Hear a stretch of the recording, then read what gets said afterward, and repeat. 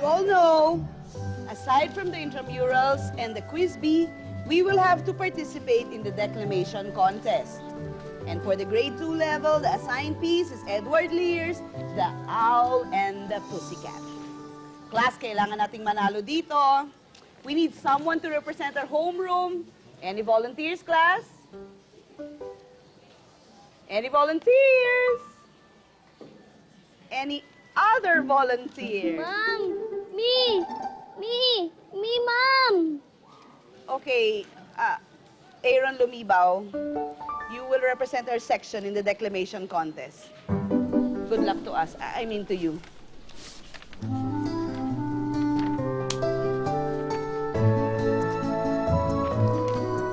Kaya mo ba talagang i-memorize yan? Yung haba-haba niyan eh. Sus, para ito lang eh. Ang sharp-sharp kaya ng memory ko. Parang kasing haba lang to ng I believe in God. Anak, kailan ba yung pa-contest na yan? Sabihin mo sa akin ha, na makapag-absent ako sa office. Next week po. Ah, ganun ba? O narinig mo yun, Alexi ha?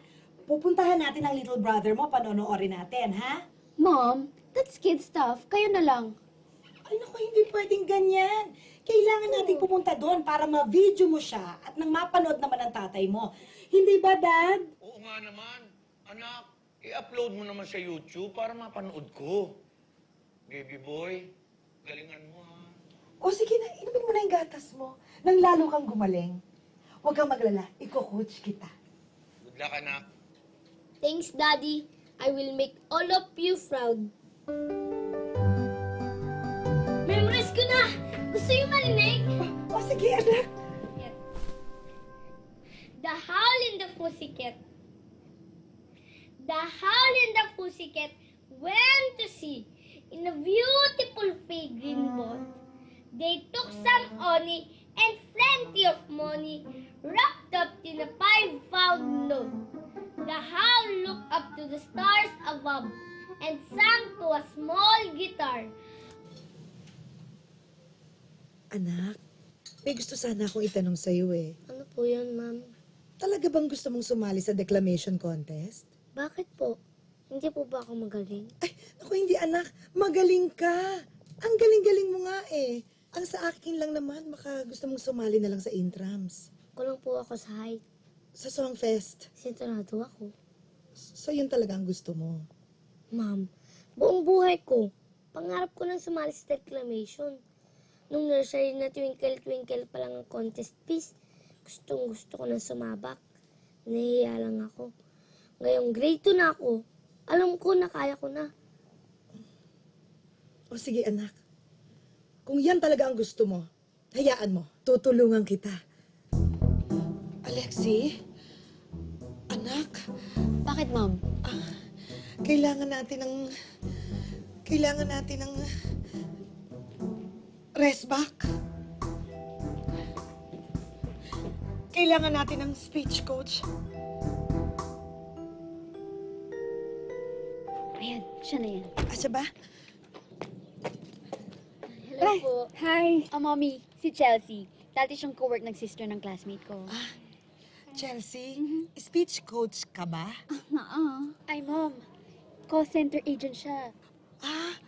Baka naman matutulungan mong anak ko. Sure, why not? Anytime.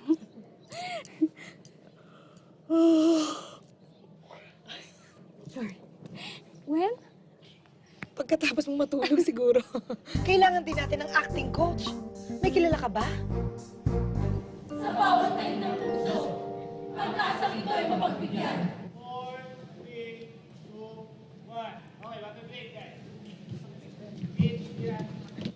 3, Chester! Uy, Alexi! Hello, Chester. Mom ko nga pala.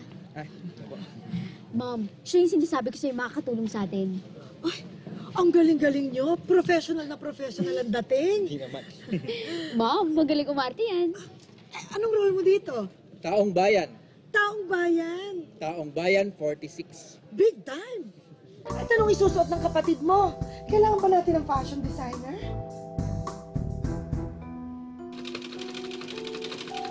Costume? Bakit? Mag-aartista na ba ang anak mo? Ay, naku, hindi po. May sasalihan pong contest. Sa TV? Ay, hindi po. Sa school lang po. Ah, o sige. Dalhin mo dito at nang masukatan. Ay, salamat ho. The Howl and the Fussyket. Hey, Ron. Remember what I told you? Chin up. Ang ganda. Gusto mo ba, anak? Opo, yun Mura lang ang per yard nito sa Divisoria. And work on your clarity. Drop your R's and your T's. You know what I'm saying?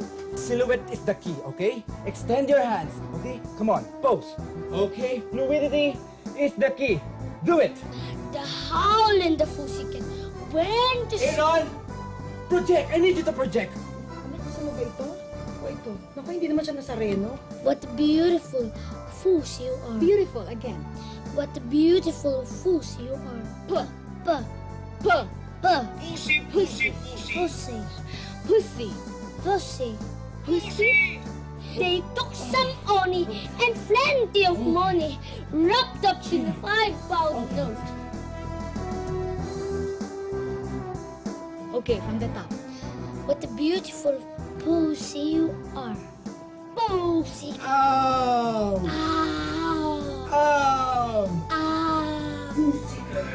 Pussy. Pussy.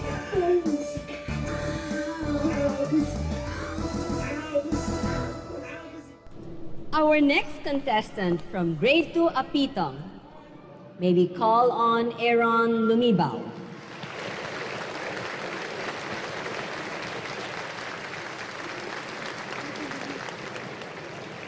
The Owl and the Pussycat. The owl and the pussycat went to sea in a beautiful big green boat. They took some honey and plenty of money wrapped up in a 5-pound note. The owl looked up to the stars above and sang to a small guitar.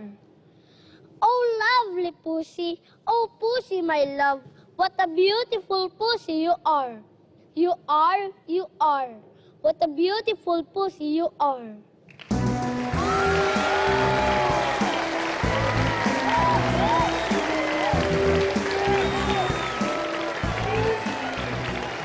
And now, from grade 2 Nara, let's all welcome the 3-time defending declamation champion, Mateo Echeverria!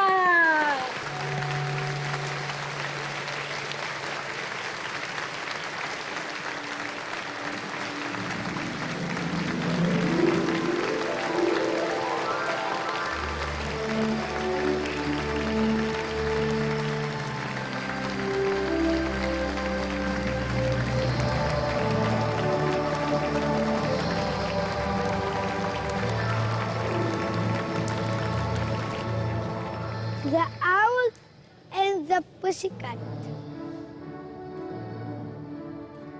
The Owl and the Pussycat went to sea in a beautiful big green boat.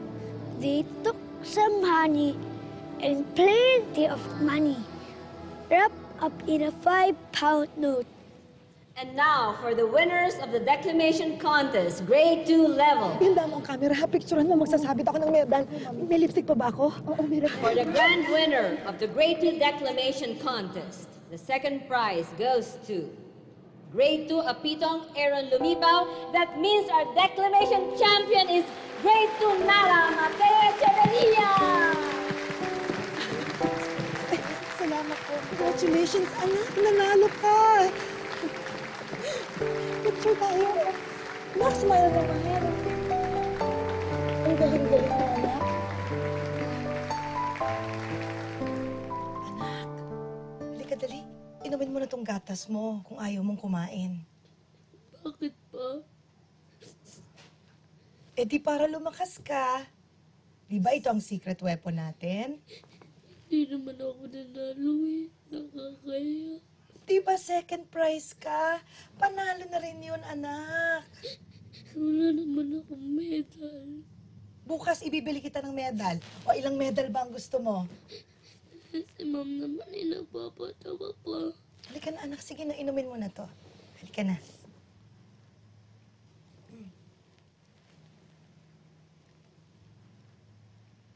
Ayan. Hindi naman pwedeng Natalo ka lang eh, give up ka na. First time pa lang naman yun eh. Ang mahalaga, you did your best. Yun ang mahalaga. We did our best. Proud ka pa rin ba sa akin? Of course, anak. Kasi na ate at daddy. Proud na proud. Ang dami mo nang hit sa YouTube eh. In-upload na ng ate mo. Talaga? Di bali anak, sa susunod, sasali tayo ulit. At mas kakaririn pa natin. Sige na. Love you, Mommy. I love you too, anak. Anak, pwede bang mag-request? Ano po yun? Pwede sa susunod. Sa linggo ng wika ka naman sumali.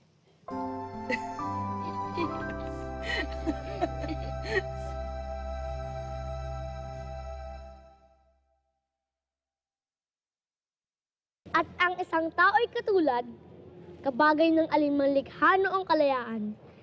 Ang hindi magmahal sa kanyang salita, mahigit pa sa hayop at malansang isda!